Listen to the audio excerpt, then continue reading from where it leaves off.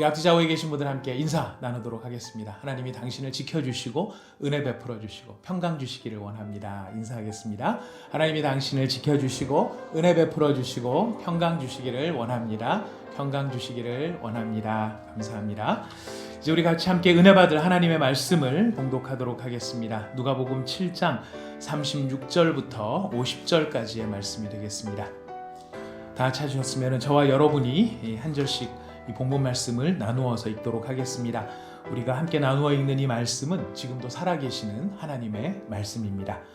한 바리새인이 예수께 자기와 함께 잡수시기를 청하니 이에 바리새인의 집에 들어가 앉으셨을 때에 그 동네에 죄를 지은 한 여자가 있어 예수께서 바리새인의 집에 앉아 계심을 알고 향유 담은 옥합을 가지고 와서 예수의 뒤로 그 발 곁에 서서 울며 눈물로 그 발을 적시고 자기 머리털로 닦고 그 발에 입 맞추고 향유를 부으니 예수를 청한 바리새인이 그것을 보고 마음에 이르되 이 사람이 만일 선지자라면 자기를 만지는 이 여자가 누구며 어떠한 자 곧 죄인인 줄을 알았으리라 하거늘 예수께서 대답하여 이르시되 시몬아 내가 내게 이를 말이 있다 하시니 그가 이르되 선생님 말씀하소서. 이르시되 빚주는 사람에게 빚진 자가 둘이 있어 하나는 500데나리온을 졌고 하나는 50데나리온을 졌는데 갚을 것이 없으므로 둘 다 탕감하여 주었으니 둘 중에서 누가 그를 더 사랑하겠느냐. 시몬이 대답하여 이르되 내 생각에는 많이 탕감을 받은 자니이다. 이르시되 내 판단이 옳다 하시고 그 여자를 돌아보시며 시몬에게 이르시되 이 여자를 보느냐? 내가 내 집에 들어올 때 너는 내게 발 씻을 물도 주지 아니하였으되 이 여자는 눈물로 내 발을 적시고 그 머리털로 닦았으며 너는 내게 입맞추지 아니하였으되 그는 내가 들어올 때로부터 내 발에 입맞추기를 그치지 아니하였으며 너는 내 머리에 감람유도 붓지 아니하였으되 그는 향유를 내 발에 부었느니라. 이러므로 내가 내게 이는 그의 사랑함이 많음이라. 사함을 받은 일이 적은 자는 적게 사랑하느니라. 이에 여자에게 이르시되 내 죄사함을 받았느니라 하시니 함께 앉아있는 자들이 속으로 말하되 이가 누구이기에 죄도 사하는가 하더라. 함께 읽으시겠습니다. 예수께서 여자에게 이르시되 내 믿음이 너를 구원하였으니 평안히 가라 하시니라. 아멘. 오늘 본문에서 등장하는 오늘 본문에 다루어지는 이 사건의 가장 중요한 그 주제적 이슈는 죄인에 대한 이야기입니다. 우리가 그리스도인으로서 서로 이야기를 나눌 때 저는 죄인입니다 라든가 저는 연약합니다 이런 이야기들을 우리가 깨달음으로서도 하기도 하고 관용적으로도 표현할 때가 있습니다. 그러나 오늘 본문에 등장하는 이 죄인은 그냥 관용적인 표현이 아니고 실제적으로 일어난 또 실제적으로 존재하는 정말 이 본문에 등장하는 여인은 사악하고 추잡하고 몹시 역겨운 의미에서의 실제적인 죄인으로 등장을 합니다. 많은 사람들 앞에 죄인으로 알려진 여자입니다. 깊은 죄의 웅덩이에 빠져있는 여자입니다. 예수님도 이 여자의 죄가 가볍지 않다라고 하는 것을 분명히 비유적으로도 말씀을 하십니다. 바리새인이 50데나리온 빚진 자라면 이 여자는 500데나리온의 빚을 진 죄인이다라고 하는 것을 말씀하실 만큼 예수님 앞에서 이 죄인은 심각한 죄가 아니다라고 말하지 않는 아주 심각한 죄인이었습니다. 학자들에 따르면은 이 여자로 묘사되어지는 이 단어들이 이 간음죄를 저지른 여자, 특별히 창녀로서 이 자신의 몸을 죄의 도구로 사용하는 바로 그런 여자였다는 것으로 주석을 하고 있습니다. 이 창녀의 죄는 자신도 죄를 짓는 것일 뿐만 아니라 상대방도 죄를 짓게 만드는, 나만 죄를 짓는 게 아니라 다른 사람까지 죄를 짓게 만드는 그런 여인이었습니다. 그녀의 죄는 주님의 분노를 격발하게 만드는 그런 죄인이었던 것이죠. 그런데 오늘 본문을 우리가 살펴보면서 참으로 놀라게 되는 것은 무엇이냐면 정말 놀라운 기적 중의 기적이 오늘 본문에서 벌어지고 있습니다. 여러분은 그 기적을 발견하고 계십니까? 모든 사람이 알고 있었던, 누구라도, 그 동네에 사는 사람은 누구라도 저 여자는 죄인이야, 저 여자는 정말 다른 사람은 다 천국 가도 저 여자는 천국 갈 수 없지 라고 생각하는 죄인입니다. 그런데 놀랍게도 그녀가 영생을 얻기로 정해진 하나님의 자녀로 구별된 은혜의 대상이 되고 있다는 것입니다. 많은 사람들 앞에서 죄인으로 드러난 여자이지만은 놀랍게도 영생을 얻기로 정해진 하나님의 자녀, 하나님의 자녀로 구별하시는 그 하나님의 은혜의 대상이 되고 있다는 것입니다. 여자에게 무슨 공로가 있었을까요? 그가 그렇게 벌었던 돈으로 은밀하게 남을 구제해주고, 그렇게 벌었던 돈으로 누군가의 장학금을 대주고, 이런 공로, 그런 공로를 인정받았던 것일까요? 전혀 그렇지 않습니다. 그런 흔적은 나타나지 않습니다. 그것이 하나님의 은혜를 받을 수 있는 조건도 되지는 못합니다. 어떻게 죄인인 한 여자가 영생을 얻기로 정해진 하나님의 자녀가 될 수 있었던 것일까? 사실 이런 파격 때문에 어떤 사람들은 성경을 믿지를 못하고 하나님의 공의, 하나님의 정의에 대해서 반기를 드는 사람도 있습니다. 구할 만한 사람을 구해야지. 어떻게 모든 사람 앞에 죄인이라고 손가락질 당하고 판정받은 그런 사람이 하나님의 자녀가 될 수 있고 영생을 누리게 할 수 있단 말입니까? 하나님은 그건 불공평하십니다. 있어서는 안 되는 것이죠. 라고 이야기할 수 있는 것입니다. 하지만 하나님의 은혜는요, 비천한 사람들 중에서도 가장 비천한 자에게 미쳐지기도 하시고요. 사악한 자들 중에서 가장 사악한 자들에게 하나님의 은혜가 미쳐지는 것을 우리는 종종 발견할 수 있습니다. 예수님의 족보를 살펴보면 이런 죄인들이 수두룩합니다. 거기에 수많은 남자들이 등장하는데 그 남자들 중에서 변변한 사람들, 정말 세상이 봤을 때 참 모범적이다 할 사람들 그렇게 많지 않습니다. 여자들도 보면은요, 예수님의 족보에 등장하는 세 여자 다말, 라합, 밧세바, 과연 이 여자들이 예수님의 족보에 오를 만큼 모범적인 삶을 살았던가? 그렇지 않습니다. 뭔가 다 흠결이 있고 부족함이 있습니다. 자, 그런 사람들을 예수님의 족보 가운데, 예수님이 태어나시는 족보 가운데 이런 사람들을 택해서 예수님의 조상으로 삼았다, 육신의 조상으로 삼았다, 이런 모습을 보면은요, 우리 하나님은 마치 인류 가운데서 가장 부패하고 타락한 자들, 그런 사람들을 오히려 가까이 하고 싶어 하시는 게 아닌가라는 생각이 들기도 합니다. 오죽하면 예수님 당시에도 예수님을 경멸했던 사람들이 예수님에게 붙여줬던 별명이 있죠. 예수님을 어떻게 불렀느냐면 세리와 죄인의 친구다. 오늘 우리가 7장 35절을 읽었습니다만 7장 34절에 나오는 이야기입니다. 제가 세리와 죄인의 친구로다. 여러분, 우리 15장 1절을 한번 가볼까요? 누가복음 15장 1절에도 예수님의 이런 행태가 나타납니다. 15장 1절과 2절 말씀입니다. 한번 같이 읽어보도록 하겠습니다. 15장 1절 2절 시작. 모든 세리와 죄인들이 말씀을 들으러 가까이 나아오니 바리새인과 서기관들이 수군거려 이르되 이 사람이 죄인을 영접하고 음식을 같이 먹는다 하더라. 예수님께서는요, 다른 사람들이 예수님을 부를 때 저는 세리와 죄인의 친구다 이렇게 이름을 붙여줬을 때 그런 비난을 부끄러워하지 않으셨습니다. 듣기 싫다, 그렇게 부르지 마라 하고 마다하지도 않으셨습니다.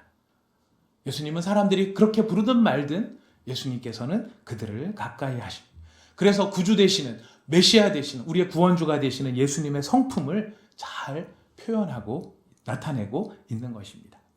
여러분, 우리는 기억해야 됩니다. 참된 은혜, 하나님께서 베풀어 주시는 참된 은혜, 값없는 은혜는요, 사람들의 공로에 따라 차별을 두지 않으시는 은혜입니다. 하나님의 은혜는, 하나님의 섭리와 하나님의 계획은요, 우리가 헤아릴 수가 없습니다. 헤아릴 수 없는 그 계획 가운데 하나님은 자신이 기뻐하시는 뜻대로 미리 예정하시고 그들을 때가 되어 불러주시는 그런 은혜로 우리에게 다가오십니다. 여러분, 앞에 화면 가운데 로마서 8장 30절의 말씀이 뜰 텐데요. 한번 같이 소리 내어서 읽어보도록 하겠습니다. 시작. 또 미리 정하신 그들을 또한 부르시고 부르신 그들을 또한 의롭다 하시고 의롭다 하신 그들을 또한 영화롭게 하셨느니라. 아멘. 하나님께서는 이렇게 예정하셔서 그 예정된 사람들에게, 그 모습이 어떠하든지 간에 값없는 은혜로 하나님께서는 부어주시고 그를 자녀 삼아 주시는 은혜를 베풀어 주십니다. 어떤 때는 그 자체가 은혜라는 것을 알기 위해서 하나님께서 주시는 은혜가 값없는 은혜, 그 값없는 은혜라는 걸 더 고의적으로 알려주시기 위해서라도 전혀 가망이 없는 사람, 전혀 가치가 없는 그런 사람들에게도 하나님께서는 은혜를 베풀어 주십니다. 그냥 은혜를 베풀어 주실 뿐만 아니라 그 영혼을 거처로 삼으십니다. 그들의 영혼 가운데 들어가서 자신의 집으로 삼으시고 그 안에 머무르십니다. 성경은 우리에게 이렇게 얘기하죠. 하늘의 하늘이라도 하나님의 영광을 이게 모실 수 없다, 받들 수 없다, 이런 표현이 나타납니다. 하늘의 하늘이라도 하나님의 영광을 담아둘 수 없는 것이 이치인데, 더럽고 추하고 악한 죄가 가득한 사람의 마음을, 나의 마음을 자신의 집으로 삼으셨다. 이거보다 놀라운 은혜가 더 어디 있겠습니까? 사랑하는 여러분, 하나님의 은혜로 선택받은 자들, 우리는 많은 간증자들을 알고 있습니다. 우상 숭배자들도 있었고요, 신성 모독자들도 있었습니다. 박해자도 있었고, 도둑도 있었고, 살인자, 간음자, 방탕자, 불황아, 게으름뱅이, 말쟁이, 무책임한 자들, 무수한 많은 죄인들, 그들이 포함되어 있습니다. 하지만 그럼에도 불구하고 하나님은 그들에게 영생을 주시기로 작정하셨고 그들을 하나님의 자녀로 삼으신 것, 그것이 바로 하나님의 은혜입니다. 하나님이 주신 은혜가 그들에게 임할 때 그 은혜로 말미암아 용서를 받고 변화를 받고 새로워지고 절제하고 의롭고 거룩한 삶을 살아가는 존재로 변화되어집니다. 여러분, 하나님의 은혜는요, 죄인을 부르시는 은혜이고 용서하시는 은혜이고 변화시켜서 새로운 사람을 만드시는 것이 하나님의 은혜입니다.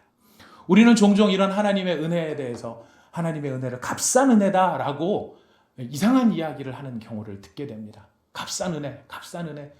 하나님의 은혜가 값싼 은혜가 어디 있겠습니까? 그리고 하나님의 은혜를 베풀기 위해 하나님이 지불하신 비용이 아들의 생명, 목숨값을 가지고 은혜를 베푸시는데 어떻게 그 은혜를 값싼 은혜라고 이야기하겠습니까? 이런 말을 하는 데는 오해가 있기 때문입니다. 은혜를 방임으로 오해하는 경우가 있기 때문입니다. 뭘 해도 괜찮아, 괜찮아. 죄를 저질러도 괜찮아, 괜찮아. 이것을 은혜라고 오해하는 것입니다. 여러분, 이건 은혜가 아닙니다. 이거는 방임입니다. 하나님은 방임하시는 하나님이 아니라 은혜를 베푸시는 하나님입니다. 은혜란 어떤 것입니까? 용서하시되 새롭게 하고 변화시키는 것이 은혜입니다. 그렇게 하기 위해서, 변화시키기 위해서 하나님은 한 사람의 인생에 개입하시고 간섭하시고 이끌어가시고 다듬어가시고 만들어가십니다. 은혜이기 때문에 뭘 해도 괜찮아라고 버려두시는 것이 아니라 거룩한 존재로 새로워져야 되기 때문에 어떤 때는 앞길을 막기도 하시고요, 어떤 때는 죄 가운데 푹 빠져 있으면 그 죄에서부터 깨닫고 건지게 하시기 위하여서 그 사람을 하나님께서 끄집어내시는, 강력하게 이끌어내시는 경우들도 있으신 것이죠. 이 정도면 내 인격이 괜찮아, 이 정도는 내 삶이 괜찮지, 내가 그래도 좀 보통은 그래도 아주 훌륭하다 이런 건 아니지만 그래도 나는 평균 정도는 되지 않을까라고 생각하는 우리들의 영적 실력을 드러내게 하기 위해서 되도 안 하는 터무니없는 일들이 우리 가운데 벌어지기도 하죠. 우리의 감당할 수 없는, 우리가 뭘 해낼 수 없는 우리의 영적 실력이 그대로 다 노출되도록 적나라하게 우리를 까발리실 때도 있으십니다. 근데 그것이 하나님이 우리를 저주하고 우리를 심판하시고 우리를 미워하시는 게 아니라 하나님이 가지고 계신 목적이 있기 때문에. 어떤 목적이에요? 변화시켜 거룩하게 하시려고 개입하시는 은혜.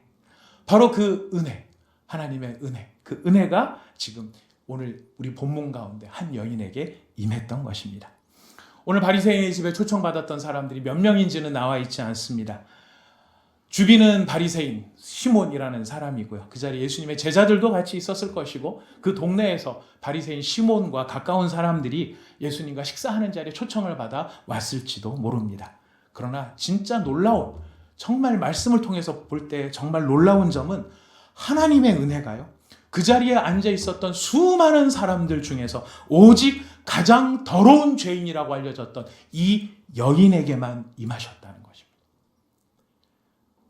그 자리에 꽤나 괜찮은 사람들이 나름대로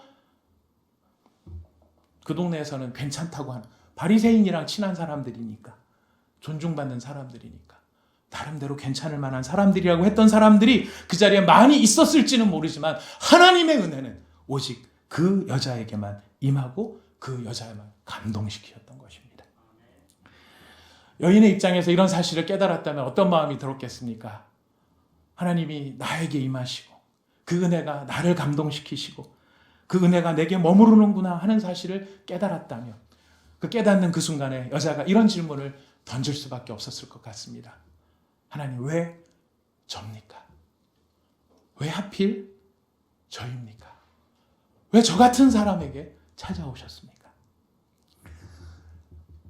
자신이 꽤나 존경받을 만한 사람이라고 생각했던 한 사람이 이 식탁에 같이 앉아 있습니다.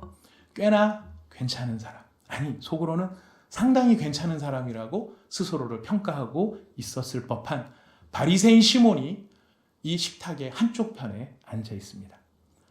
하지만 하나님은 그 사람을 선택하지 않으셨습니다. 오히려 죄인인 이 여자가 은혜로 택하심을 받은 것입니다. 여자 입장에서는 이 동네에서 자기보다 더 죄인인 사람, 드러난 죄인인 사람을 오히려 찾기가 힘든 가장 나쁜 죄인일지 모를 자기 자신, 그러나 바로 그런 나에게 찾아오신 하나님의 은혜, 나를 선택된 하나님의 백성으로 삼으신, 하나님의 자녀로 삼으신, 영생을 선물로 주시는 이 은혜. 말씀을 준비하면서 다시 저 자신을 돌아보는 시간이 참 많이 되었습니다. 나를 구별하여 하나님의 소유를 삼아주신 그 은혜, 그 은혜가 내게는 어떻게 느껴지는가? 이 수많은 상황과 사람들 속에서 나를 콕 집어서 하나님의 자녀로 세워주시고 삼아주시고 내게 영생의 선물을 주시는 그 하나님의 은혜, 그 은혜를 과연 내가 얼마나 기뻐하며 살아가는가? 생각을 해보니까요, 이런 은혜의 고백들이 여러 번 있었던 것을 저 자신의 체험, 개인의 경험으로 있었던 것을 생각해 볼 수 있었습니다. 하나님의 은혜가 제게 임하셨을 때 그 은혜가 저의 영혼을 관통하는 순간들이 있었습니다. 그 은혜가 저의 영혼을 꿰뚫는 순간들이 있었습니다. 하나님께서 인도하시고 예수님의 완전하신 의로 나를 덮어주시는 것을 느끼는, 바로 그런 순간에 제 입에서 터져나왔던 찬송과 고백들이 있었습니다. 하나님, 어떻게 저를 선택하셨습니까? 하나님, 어떻게 제가 뭐라고, 저 같은 사람이 뭐라고, 훨씬 더 낫고 훨씬 더 훌륭하고 훨씬 더 괜찮은 사람들이 이 세상에 부지기수로 널려 있는데 왜 하필 저에게 이 은혜와 이 감동이 어떤 것입니까? 생각해 보니까요, 중학교 때 수련회 가서 그런 일이 있었고, 대학 다닐 때 이 말씀을 읽으면서 밤중에 자다가 일어나서 그런 경험이 있었고요, 기도원에 가서 기도를 하는 도중에 그 기도 가운데 뭉클하게 깨달아지는 하나님의 그 영광과 은혜, 터져나오는 감격 속에 일어나서 그냥 그 자리, 기도원에서는 누가 보는 사람도 없죠. 산에서 혼자 기도를 하는 거니까요. 아무도 보는 사람 없으니까 내가 미쳤다는 이야기 들을 것도 없고 남 눈치 볼 것도 없는 상황에 소리를 지르고 찬양을 부르고 감사하고 기뻐하고 날뛰는 그런 감격. 근데 그 감격의 그 밑바탕에는 뭐냐면 다른 게, 어떻게 저에게 이런 은혜를. 제가 또 이것을 은혜로서 더 크게 느낄 수밖에 없는 것은, 제가 저의 내면을 들여다보면 볼수록, 제 자신을 살펴보면 볼수록 하나님께 기쁨을 드리는 일도 있어요. 없지는 않은 것 같아요. 기쁨을 드리는 그런 순간도 있는 것 같지만, 그러나 많은 경우를 살펴보면 사실 하나님의 염려와 걱정을 끼치는 일이 더 많게 느껴집니다. 심지어 저는 저의 각오와 저의 결심을 저도 믿을 수가 없습니다. 제 자신이 뭔가를 각오하고 결심하고 이래야지라고 하는 생각을 하지만 그 결심을 저 자신조차도 사실은 믿지 못하는 그런 저의 부족함들을 고백하지 않을 수가 없습니다. 그런데 왜 나 같은 사람을 부르셨고, 왜 나 같은 사람을 택하셨고, 왜 나 같은 사람을 새롭게 하셔서 거룩하게 만들어 가시는 그 일을 지금도 멈추지 않고 계속해서 이루어 가시는가? 그것이 놀랍고, 그것이 기적이고, 그것이 바로 경이로운 하나님의 일인 것입니다. 바리새인의 집에 들어온 이 죄인인 여자가 그 기적 앞에 울면서 회개하고 있습니다.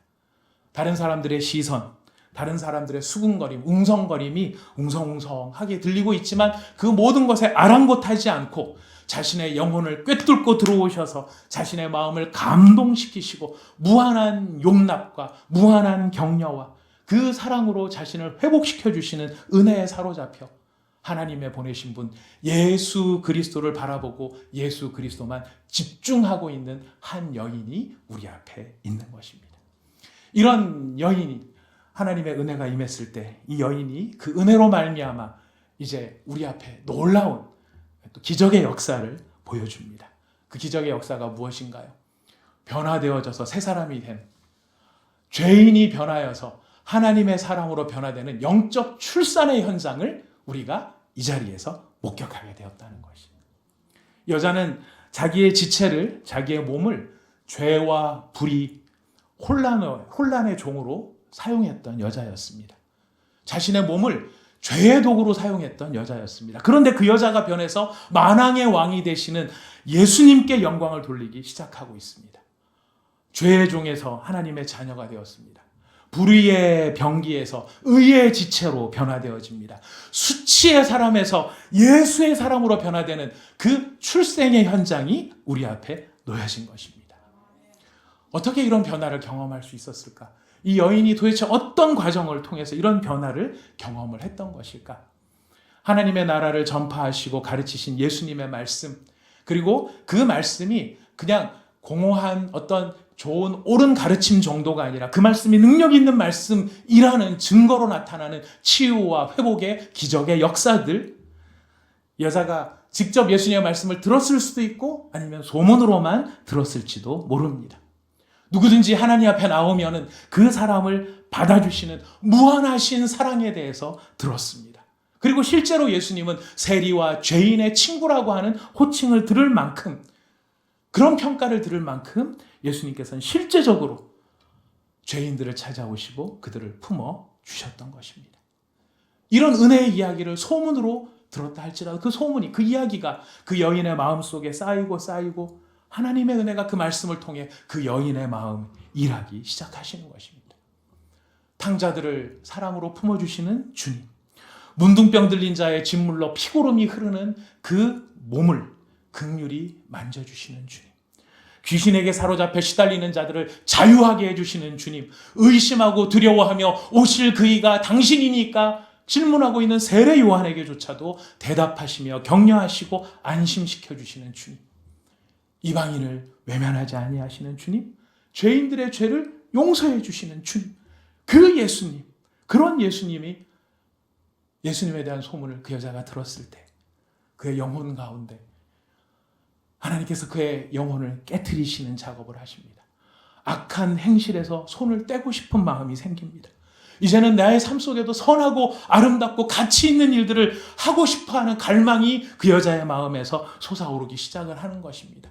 나를 얽어매고 있는 이 죄의 사슬에서 자유로워지고 싶고 이제는 하나님을 찬양하는 사람이 되고 싶어하는 그런 마음이 그의 영혼에서 솟아오르기 시작을 하는 것입니다.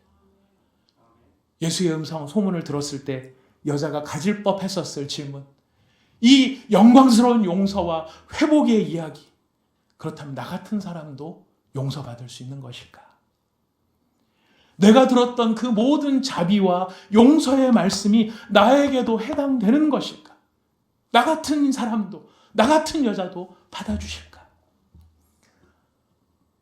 하나님의 은혜는 그 여인의 마음속에 믿음이 자라도록 하십니다. 미약한 소망이 한 줄기의 확신의 빛으로 자리 잡도록 하십니다. 깨닫게 하십니다. 아, 나사렛 예수가 그리스도시구나. 나사렛 예수가 메시아이시구나. 나사렛 예수가 구원자이시구나. 예수님이 내 죄를 용서해 주실 수 있으시구나. 그 예수님을 의지하고 그 예수님을 경외하고 경배하고 그 예수님을 뵙기를 원하는 갈망이 그 여자의 마음속에 솟아나기 시작한 것이죠. 예수님께서 바리새인 시몬의 집에 들어오셨다는 이야기가 동네에 퍼졌을 때 그녀는 용기를 내서 바리새인의 집으로 찾아가기로 결심을 합니다. 갈 때 그냥 간 것이 아닙니다. 준비해서 갑니다. 향유를 준비해서 갑니다. 그냥 우연히 한번 찾아간 것이 아니라는 뜻이죠. 정말 예수님을 만났으면 좋겠다. 그 예수님을 만나서 그 음성을 들었으면 좋겠다. 그리고 그에게 나의 경배를 드리기를 원한다라고 하는 결심이 있었기 때문에 향유도 준비할 수 있었던 것이죠. 여자가 바리새인의 집으로 용기를 내어 찾아갔을 때 상황을 상상을 해볼 수 있습니다. 예수님은 어떤 모습이셨을까요? 유대인의 관습에 따라 식사를 할 때 왼쪽 팔로 방석에다가 팔을 기대고 몸은 길게 눕혀서 반쯤 눕혀서 다리는 저쪽 바깥쪽을 향해서 그렇게 앉아서 누워서 식사를 하는 것이 중근동 지역의 식사 예절이라고 하죠. 그런데 그 예수님의 행색을 보니까 이 바리새인 시몬이 기본적으로 가장 기본적인 손님이 온다 할지라도 발 씻을 물 정도는 내어드리는 것이 예의임에도 불구하고 예수님의 발은 여전히 먼지투성이라고 하는 것을 발견하게 됩니다. 그 긴 여정 끝에 여정을 밟고 오신 예수님의 발이 먼지에 찌들어 피곤한 채로 그대로 있다는 것을 보게 됩니다. 예수님을 향한 갈망과 믿음의 소망을 가지고 예수님 앞에 가까이 온 이 여자의 믿음의 눈 안에서 믿음의 눈으로 바라본 예수님의 모습은 지극히 거룩하신 영광과 순결하심, 그리고 그 순결하신 예수님 앞에 비춰지는 자신의 죄에 대한 깊은 자각과 후회, 내가 이때까지 만들어 온 모든 삶에 남겨진 것이라고는 죄의 열매밖에 없는 바로 그 삶에 대한 통한, 그 통한함 속에 예수님 앞에서 새로운 삶을 살기를 원하는 갈망과 예수님을 향한 간절한 경외심과 사랑의 마음, 이 모든 것들이 범벅이 되면서 그 여인의 가슴을 채우고 그 여인의 마음에서 솟아오르고 그것이 터져나온 것이 그 여인의 눈물이었습니다. 이 여인의 눈물이 예수님의 발을 닦았다라고 이야기합니다. 한두 방울 떨어뜨린 게 아니라는 것이죠. 폭포수와 같이, 소나기와도 같이 그 여인의 마음에서부터 올라오는 회개와 소망의 눈물이 그 여인의 눈을 적셨습니다. 비록 집주인은 예수님께 발 씻을 물도 드리지 않았지만 이 여인은 자신의 눈물로 예수님의 발을 닦습니다. 그래서 마르틴 루터는 바로 이 장면을 놓고 이 여인의 눈물을 가지고 이렇게 이야기했습니다. 이 여인의 눈물은 참된 거룩한 물이었다. 여인의 눈물은 참된 거룩한 물이었다. 한때는 이 여자에게 가장 큰 자랑이었을지도 모릅니다. 어쩌면 많은 영혼을 올무에 빠뜨리는 도구로 쓰였을지도 모를 그녀의 머리카락. 그 머리카락을 이제는 수건으로 삼아 예수님의 발을 닦아드립니다. 자신의 명예였을 수도 있고 자신에게는 왕관과도 같았었던 바로 그 머리카락을 예수님의 발 아래에 놓은 것입니다. 그리고 그 여자는 유대인의 관습상 가장 부정한 곳이라고 여겨졌던 발에 자신의 입을 맞춥니다. 이것은 무슨 다른 선정적이고 무슨 이상한 그런 스킨십이 아니고 존경과 명예와 경외심과 헌신의 마음을 담은 최대의 존경의 표현으로 예수님의 발에 입을 맞춥니다. 그리고 자신을 치장하고 자신의 상품성을 어쩌면 높이는 데 쓰였을지 모를 향유를 예수님을 존경하고 예수님을 경외하는 그런 표현으로 예수님의 발에 쏟아붓습니다. 이 여인의 모든 행동들을 바라보면서 사실 가장 놀라운 것은 이 모든 일을 하는데 이 여자는 한마디 말도 하고 있지 않았다는 사실입니다. 한마디 말도 여인의 말은 등장하지 않습니다. 그의 인격과 성품과 의지와 사랑과 헌신의 모든 마음, 그의 마음에 솟아오르는 수많은 감정과 이 표현들이 있었겠지만 그 여인은 단 한마디도 표현하지 않고 묵묵하게 오직 예수님을 경외하며 헌신하고 있었던 것이죠. 예수님 주변에는 마음도 없고 눈물도 없고 사랑의 헌신도 없이 그저 와서 예수님에게 이렇다 저렇다 떠들어대는 수많은 사람들이 있었습니다. 하지만 그 많은 사람들의 소란함, 그 소란함으로 가리울 수 없는 더 큰 1만 마디의 웅변보다도 더 크게 외쳐졌을 바로 여인의 묵묵한 경애와 헌신. 예수님께서는 바로 그 묵묵한 여인의 경애와 헌신을 받아주셨습니다. 여러분, 여기서 변화된 사람의 변화된 모습을 여러분 읽으실 수 있으십니까? 하나님의 은혜로 말미암아 새롭게 창조되어진, 새롭게 만들어진 피조물이 된 한 여인을 우리가 볼 수 있습니다. 거룩하신 하나님의 은혜가 그 영혼을 새롭게 변화시켰는데요. 그전에는 뻔뻔한 얼굴, 부끄러움을 모르는 뻔뻔한 얼굴, 달콤한 말로 사람들을 현혹하였던 그런 입술, 화려한 치장, 정욕에 가득했던 모든 마음들은 이제 사라져 버렸습니다. 그의 마음속에는 회개의 한없는 눈물과 자신의 죄에 대한 슬픔과 자기 자신이 저지른 삶의 모든 통한의 마음, 그 마음이 그의 마음을 채웠고 그 영혼을 채웠고, 이제는 변화된 피조물로서 이전의 모든 도구들, 똑같은 도구지만, 똑같은 머리카락, 똑같은 입술, 똑같은 향유였지만 이제는 그것이 자신의 욕정과 자신의 죄를 위해서 사용하는 것이 아니라 하나님을 예배하고 예수님을 예배하고 예수님을 경외하는 예배의 도구로 변화되었다는 것입니다. 하나님의 은혜입니다. 하나님의 은혜는 변화된 예배의 도구로 자신을 들여 가장 천한 자리에서라도 묵묵히 예수님을 경외하고 섬기며 실천하는 바로 그 믿음으로 나타났던 것입니다. 여인이 묵묵히 이렇게 하는 동안 주변은 환경이 어땠을까요? 바리새인 시몬은 어떤 눈으로 그녀를 쳐다보았을까요? 우리는 정황적으로 짐작해 볼 수 있습니다. 얼마나 냉정하고 얼마나 차갑고 저런 더러운, 우리 집에 무슨 허락을 받고 초청도 하지 않았는데 예수님이 그 여자를 용납하시는 걸 보면서 저게 진짜 선지자 맞아? 진짜 선지자라면 꿰뚫어 보면서 당장 물락을 하고 어디다 손을 대느냐고 하고 뿌리쳤어야 되는 거 아닌가? 이런 판단만 가득한, 교만으로 가득한 바로 그런 바리새인, 그 마음으로 비춰지는 그 눈빛, 승냥이 같고 이런 이리 같은 차가운 눈빛으로 째려보는 그런 상황들 앞에 놓여져 있습니다. 그러나 그 여자는요, 그 눈에 눈을 맞추지 않습니다. 그들의 웅성거림에 자신의 귀를 기울이지 않습니다.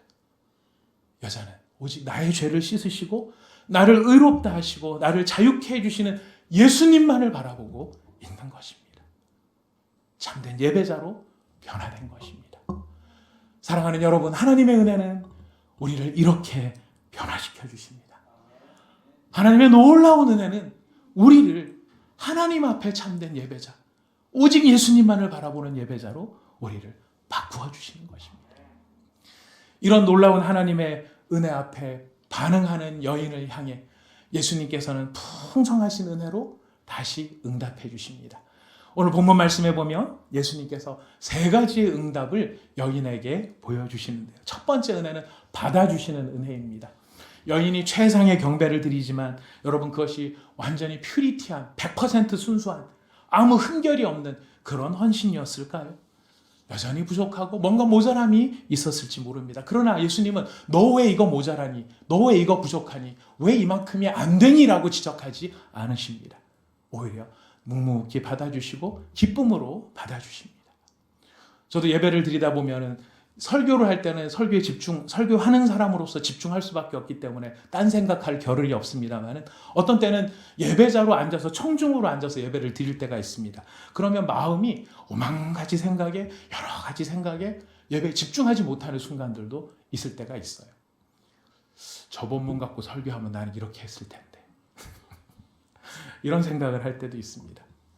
또 말씀을 듣다가 보면 이 말씀은 누가 들으면 참 좋았을 텐데 이런 생각도 할 때가 있습니다. 또 갑자기 그런 생각이 지나가면은 마음속에 이 미움도 들어오고 분노도 들어오고 원망도 들어옵니다. 하나님을 예배하는 자리에 계속 예배 시간 내내 엉뚱한 사람하고 마음으로 씨름을 하고 있을 때가 있습니다. 그러다가 문득 정신을 차리면 하나님께서 이런 예배, 이런 내 마음 보시고 얼마나 좋다고 하실까, 정신 차리라고 하실까. 솔직히 정신 차리라고 하시겠죠. 하지만 놀랍게도 우리 하나님은 이런 우리의 마음, 이런 나의 부족한 마음까지도 기쁘게 받아주신다는 것, 이것이 은혜인 것입니다. 그래서 예수님께 소망이 있습니다. 예수님은 두 번째로 이 여인을 위해서 변호를 해주십니다. 바리새인이 마음으로 막 판단하고 있죠. 여자도 판단하고 예수님도 판단하고 저 더러운 죄인을 몰라보는 가짜 선지자, 이렇게 막 속으로 판단하고 있는 이 바리새인 시몬의 이야기를 예수님 마음에 품고 있는 시몬의 마음을 캐치하시고 예수님께서 이 여자를 변호해 주십니다. 여자가 왜 이렇게 하는지를 아느냐? 여자가 하는 이 행동에 담겨있는 동기가 무엇이고 의미가 무엇인지 아느냐? 여자를 변호하시죠. 어떻게 변호하십니까? 우리 7장, 본문 7장 44절부터 47절까지의 말씀입니다. 우리 같이 한 목소리로 읽어보도록 하겠습니다. 시작. 그 여자를 돌아보시며 시몬에게 이르시되 이 여자를 보느냐? 내가 내 집에 들어올 때 너는 내게 발 씻을 물도 주지 아니하였으되 이 여자는 눈물로 내 발을 적시고 그 머리털로 닦았으며 너는 내게 입맞추지 아니하였으되 그가 내게 들어올 때로부터 내 발에 입맞추기를 그치지 아니하였으며 너는 내 머리에 감람유도 붓지 아니하였으되 그는 향유를 내 발에 부었느니라. 이러므로 내가 내게 말하노니 그의 많은 죄가 사하여 졌도다. 이는 그의 사랑함이 많음이라. 사함을 받은 일이 적은 자는 적게 사랑하느니라. 이 모든 일을 하는 이유가 어디에 있다고요? 이 여자가 나를 사랑하기 때문이다. 그 이야기는 무슨 뜻입니까? 네가 나한테 물 한 그릇 떠주지 않는 이유가 어디에 있는가? 사랑함이 없기 때문이다. 여자의 행위의 문제가 아니라 너의 마음의 동기가 무엇이냐? 예수님은 많은 사람들 앞에서 이 여자의 중심에 있는 동기가 사랑이라고 하는 것을 변호해 주시고 밝혀 주십니다. 여러분, 이런 변호해 주시는 변호사, 이거를 성경에서 요한복음에서는 보혜사라고 이야기합니다. 보혜사, 또 다른 보혜사로 우리를 변호해 주시는 분이시죠. 예수님께서는 세 번째로 이 여인에게 축복을 해주십니다. 여인에게 임한 마지막 축복의 말씀, 우리 7장 48절에서 50절까지를 읽어보겠습니다. 함께 읽겠습니다. 시작.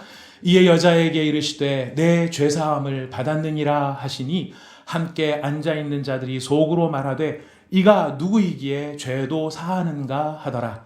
예수께서 여자에게 이르시되 내 믿음이 너를 구원하였으니 평안히 가라 하시니라. 아멘.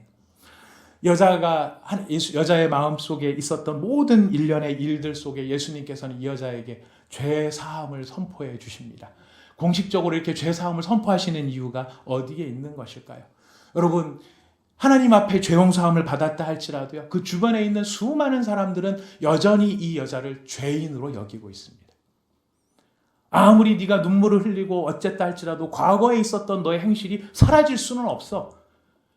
한 번 너가 그런 길에 발을 내딛었으면 평생 그 일이 너를 따라다니는 거야. 이렇게 정죄하는 수많은 무리들 속에 여전히 이 여자를 죄인이라고 정죄하고 있는 사람들 앞에 예수님께서는 드러내놓고 이제 그 여자가 죄가 없다는 사실, 이 여자는 무죄다 선포하고 계시는 것입니다. 내 죄사함을 받았느니라. 여러분, 내 죄사함을 받았느니라, 이 말 속에 어떤 말씀이 담겨 있는 것일까요? 이제 너는 더 이상 죄인이 아니다. 이제 너는 더 이상 심판과 저주 아래 놓여 있는 것이 아니다. 너는 더 이상 형벌을 두려워할 필요가 없다. 내 죄사함을 받았느니라, 이 말 속에 담겨 있는 가장 강력한 메시지가 뭔지 아십니까? 이제 너는 하나님 앞에 나갈 수 있다. 이제 너는 하나님 앞에 나갈 수 있다. 그냥 과거에 저질렀던 그 죄가 사멸되는 그것으로 끝나는 게 아니라 너는 하나님 앞에 나갈 수가 있는 사람이 되었다. 내 죄사함을 받았느니라. 그리고 선포하시죠. 내 믿음이 너를 구원하였으니 평안히 가라. 여자가 이제 예수님을 만나고 집으로 돌아갑니다. 계속 그 자리가 영원히 가지 않습니다. 이제 끝나고 돌아가야 됩니다. 끝나고 돌아가는 길에 이 여자는 변화되어져서 하나님 앞에 새로운 피조물, 하나님의 자녀가 되었습니다. 그의 마음이 모든 죄를 회개하고 새 사람이 되었습니다. 이 여자는 변했습니다. 그러나 세상은 변하지 않았습니다. 여전히 수많은 사람들이 이 여자를 볼 때 그렇게 부를 것이고, 그렇게 볼 것이고, 그렇게 판단할 것입니다. 그 여자를 향해 예수님이 선포하시는 말씀, 평안히 가라. 네가 나가 마주할 세상에 어떤 판단과 저주와 너를 멸시하고 너를 짓밟는 그런 평가가 너에게 다가온다 할지라도 하나님이 너를 받으셨다. 모든 지각에 뛰어나신 하나님의 평강이 너에게 임할 것이다. 두려워하지도 말고 놀라지도 말고 그 말에 휩쓸리지도 말고 너를 죄 없다 하신 너의 모든 죄를 사하신 하나님 아버지의 그 사랑 안에 너는 평안히 가라. 여러분, 이 말이 샬롬입니다. 이 말이 샬롬입니다. 샬롬. 여인이여 샬롬. 죄인이었던 자매여 샬롬. 샬롬. 우리 하나님의 은혜는 죄인이었던 사람을 변화시켜 하나님의 참된 예배자가 되게 합니다. 하나님의 은혜는 죄의 종로로 타던 사람을 변화시켜 예수의 사람이 되게 합니다. 하나님의 은혜는 악의 영에 사로잡혀 죄밖에 저지를 수 없었던 한 사람을 성령의 거룩한 전으로 바꾸어 주십니다. 하나님은 예수님은 평안히 가라 말씀하시며 바로 그런 사람으로 당당하게 살아가라고 말씀해주고 계신 것입니다. 오늘 우리에게 말씀해 주시기를 원합니다. 내 죄사함을 받았느니라 평안히 가라. 오늘 우리에게 이 말씀을 선포해 주시는 줄 믿습니다. 사랑하는 성도 여러분, 샬롬입니다. 하나님 우리에게 말씀하십니다. 샬롬입니다. 여러분 평안히 가시기를 바랍니다. 우리 함께 기도하도록 하겠습니다. 이 시간 우리에게 각자에게 주셨던 말씀을 마음속에 새기면서 우리 하나님 앞에 여러분의 고백으로 여러분 각자에게 들려주신 말씀대로 기도하시도록 하겠습니다. 다 함께 기도하겠습니다. 하나님 아버지, 참으로 감사합니다.